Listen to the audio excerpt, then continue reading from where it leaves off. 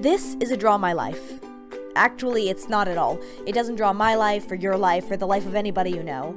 But it does draw a couple of quick tips which might help you live your life more positively and allow you to be happy afterwards. I'm not saying you're not happy now, but it could help you. This is the Positivity Project, part of my Girl Scout Gold Award. So apparently, when you become 13 years old, everyone assumes that means that all of a sudden you're just going to be negative and there's no way to fix it.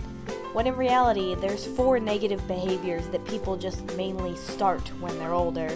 So the first one of these, which is really easy to stop, is filtering. Filtering is where you magnify the negative aspects of a situation and filter out all of the positive ones.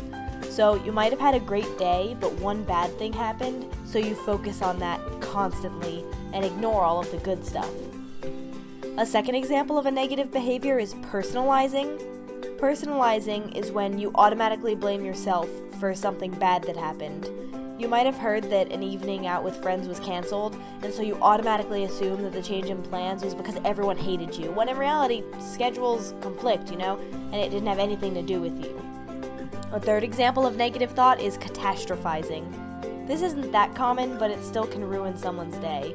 This is where you automatically anticipate the worst. One bad thing happens in the morning, so you think that the rest of your day will be a disaster, even though it still has a ton of potential if you just think positively. A fourth example of negative thought, which really happens frequently, especially in people in our age group, is polarizing. Polarizing is when you only see things as good or bad. There's no middle ground in your mind. You feel that you have to be perfect or you're a total failure. This is a horrible opinion to have on the world because not everything is as simple as black and white. Some really, really bad things still have something good in them. There's always a way to turn something around and look at it more positively. So polarizing isn't a realistic way to look at the world. After identifying negative thoughts, you need to take action, and you can take action towards positivity in many ways, but the 3 I'm going to talk about are exercise, hobbies, and community service. So the first one is exercise. Exercise is very important for increasing positivity if possible for you, and the reason it's so good is that first of all, exercise can give you energy, which is something that always makes people more positive because they feel less exhausted. Second of all, exercise increases endorphins, which make you more happy, which would therefore make you more positive. Exercise also boosts brain power, meaning that it literally helps your mental function and it can make you more productive and happy and positive. And finally, exercise and movement melt away stress, so even if you're feeling absolutely horrible, doing kind of exercise is like an amazing distraction for whatever's going on in your life. Another great way to increase positivity is found in hobbies. I'm going to explain a couple which have worked for me, and hopefully you'll be able to find the same. Music is a great way to stay positive because, of course, this is dependent on the genre, but generally, music has a calming effect on most people, so whether you're listening to it or playing it, you will be benefiting from it. Furthermore, music is just a really fun thing to do because you can finally have something that you're really good at, even if you feel like you're really bad. I, for example, play the ukulele, and I'm not good at it, but I do take pride in what I do, and it helps me to be more positive if I can have something that I enjoy just for myself. Another great hobby you can do is playing a sport. Now, sports might seem like quite a challenge to take on, but there are lots of avenues you can join them in, whether that be rec, club, or even at your school. Sports are really good for people to join because they teach you teamwork while also allowing you to increase your talent at a skill. And you might be really bad at that skill, but you're still exercising and feeling really good about yourself for finally doing something. A third positive hobby to take on is playing video games. Now, this may alert a lot of red flags in some people, but in reality, video games are a very calming way to be distracted from the stresses of your normal world. Now, playing violent video games may not make you more positive, but there are games that aren't all about killing zombies. There are games where you can hang out with friends and play them, or increase your skill or play against people all over the world and meet tons of new different people. Video games actually increase hand-eye coordination and help people think more and actually use their brains, although it is shown to be quite the contrary in today's media. However, video games are really an avenue for positivity in today's generation. The fourth hobby I'm going to talk about is joining clubs. Now, clubs are probably the easiest of these 4 hobbies to get into because you literally just have to try and get yourself involved with your community.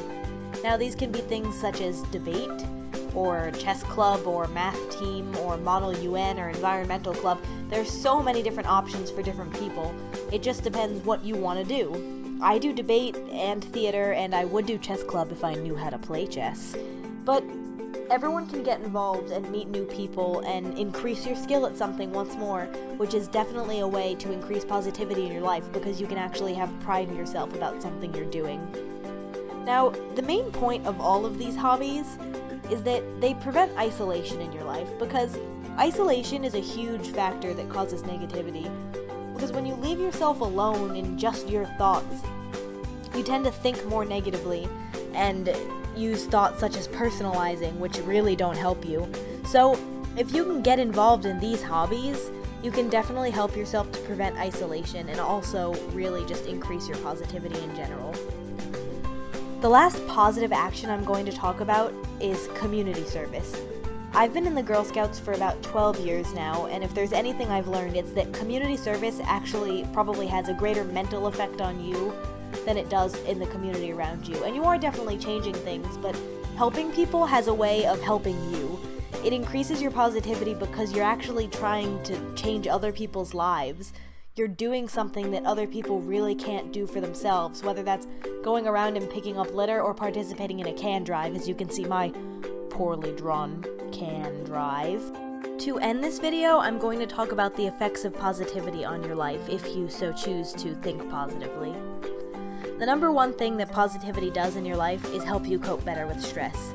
Stress has many negative effects on your life, including shortening your lifespan, making you more tired, having strained relationships with people around you, and it's not really something you need or want. So if you do happen to think positively, or even try to think positively, you'll definitely see a decrease in stress and an increase in overall happiness. Second of all, a decrease in stress actually makes you more resilient to common illness, which doesn't sound realistic at all. But it turns out when you're not so focused about stressing and mental illness, your body can sleep better and heal better. And third of all, being positive causes an increased lifespan, and that all heads back to the lack of stress. Stressed people are more likely to have heart attacks, to have illness. And so when you're not stressed and when you're thinking positively rather than constantly being so negative and miserable, you're more likely to live a longer life, and when you're positive, that's a great thing. So, that's basically why you should think positive. You don't have to, of course, but I think I've proven why it's a lot better for you. This has been the Positivity Project, my Girl Scout Gold Award.